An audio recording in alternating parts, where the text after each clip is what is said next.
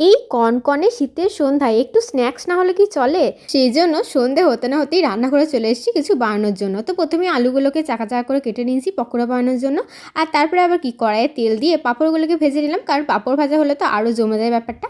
আর পাঁপড় ভাজা আমার খুবই ফেভারিট, তাই চটপট পাঁপড়গুলোকে ভেজে নেওয়ার পর বেসন নিয়েছিলাম, আর বেসনের মধ্যে দিয়েছিলাম হলুদ, নুন, চিনি, একটা কাঁচা লঙ্কা আর দুটো তেলে ভাজা শুকনো লঙ্কা, আর দিয়েছিলাম সামান্য পরিমাণ গরম তেল। ঝাল খেতে আমরা সবাই পছন্দ করি, তাই একটু ঝালঝালি করেছিলাম। তো আলুগুলোকে এরপর বেসনের মধ্যে ভালো করে কোটিং করে তেলে ভেজে নেবো পরপর, আর সিম করে ভাজবো, তাহলে আলুগুলো কিন্তু খুব ভালো সিদ্ধ হয়ে যাবে।